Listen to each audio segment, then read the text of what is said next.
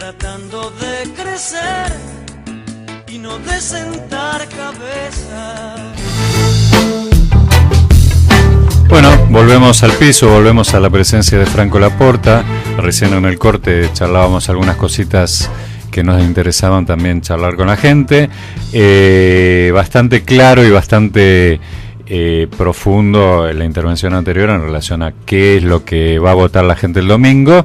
Queríamos avanzar sobre algunas cuestiones. Nosotros en particular, como trabajadores, estamos preocupados en relación a las cosas que viene haciendo el gobierno, a las que viene diciendo, como bien decías vos recién, sobre todo lo que surge del coloquio de idea, digo, la necesidad de los empresarios de bajar el costo laboral, y esto relacionado con nuestro hermano y vecino país de Brasil, que hace muy poquito, con este gobierno espurio y poco democrático, Temer hizo una gran reforma laboral que dio por piso a historia de luchas, y sobre todo con el tema de la cantidad de horas de la jornada laboral, que es justamente uno de los pilares de la lucha de derechos de este siglo y del siglo anterior, ¿no? Sí. A ver, primero es importante definir claramente qué es el trabajo, ¿no? Porque el gobierno de Cambiemos trata de instalar permanentemente que el trabajo es un costo. Uh-huh. Y el salario, que es como consecuencia del esfuerzo personal de un trabajador, es lo que le permite tener las condiciones básicas para tener un nivel de dignidad de vida adecuado. Entonces no puede ser nunca un costo.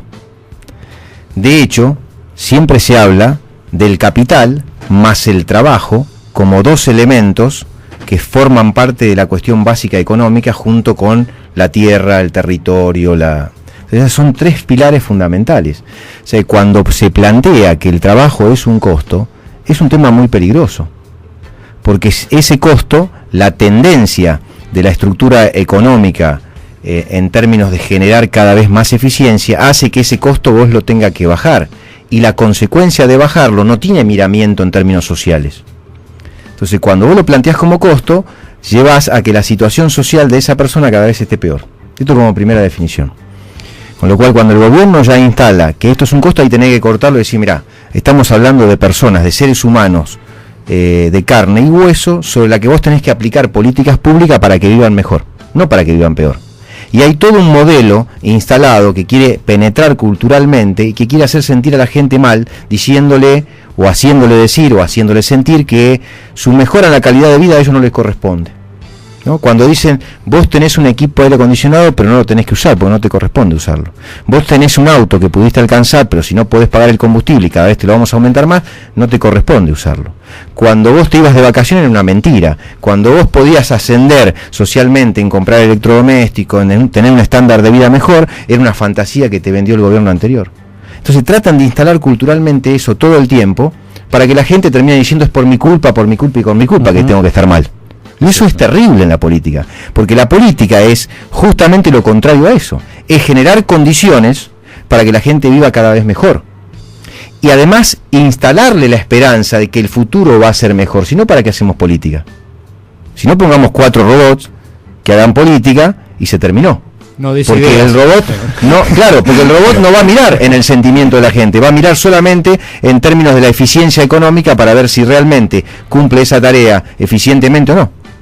Entonces, el hablar del costo laboral es un problema enorme, que es una cuestión ideológica muy fuerte y que muchas veces don Pepe o doña Rosa, que nos está escuchando, no logra interpretar cuál es la dimensión abarcativa de todo eso como primera medida. Entonces, ahí claramente tenemos que fijar un punto político de definición de lo que significa esto.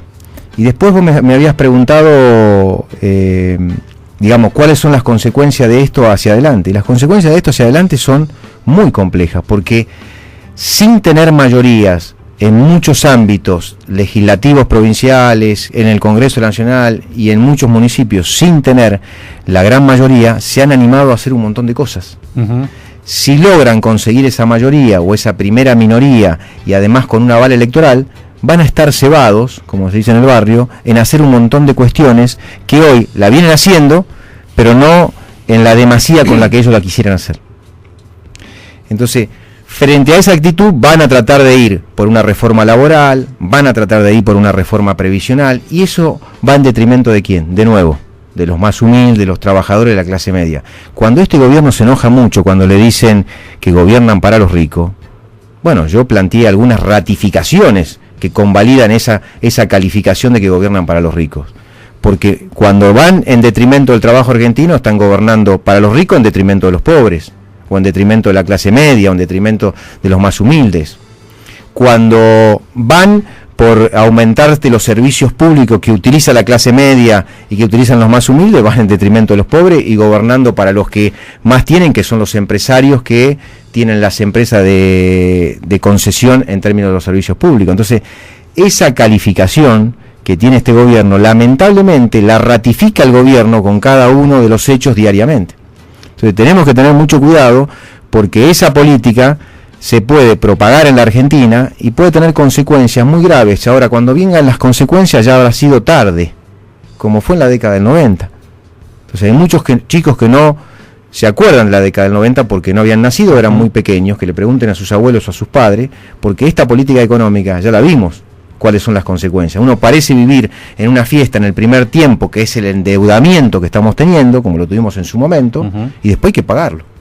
Es como cuando vos en tu casa no te alcanza la plata, entonces vas y pedís un crédito, vas y hipotecás tu casa, vas y ampliás o le pedís a un pariente. Entonces, cuando llega el momento de que tenés esa plata, pareces disfrutarla. Cuando llegan los problemas que la tenés que pagar, tenés que ver de dónde la sacás. Y para sacarla, si no te alcanza, tenés que trabajar el doble, tenés que lograr que más miembros de tu familia trabajen, y vas a pagar las consecuencias de eso durante mucho tiempo. Entonces, esa es la simbología de este gobierno. Es la simbología de este gobierno. Por eso intenta cada vez más ir por derechos que hacen a que lo laboral se tenga el concepto del costo, meter reformas en ese sentido. Por eso se habla mucho de la reforma a la brasilera, de este Brasil, no del Brasil de hace 5 o 6 años atrás o de hace 10 años atrás.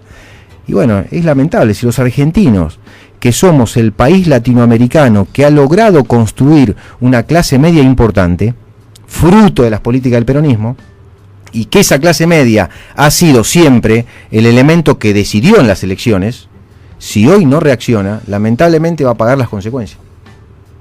Entonces tenemos que llamar la atención a esa clase media, a ese profesional independiente, a ese trabajador, a ese que tuvo la posibilidad de ascender y que hoy está en mejores condiciones, que bienvenido sea, que reflexiones cuáles son las políticas de este gobierno y que no se deje influenciar simplemente por un mascarón que trata de tapar todo eso y que trata de decirle que todo el problema fue del pasado y que trata de contaminar la elección con cuestiones del pasado que en su gran mayoría no son reales. ¿Para qué? Para que la decisión en el 22 sea una decisión que favorezca al gobierno.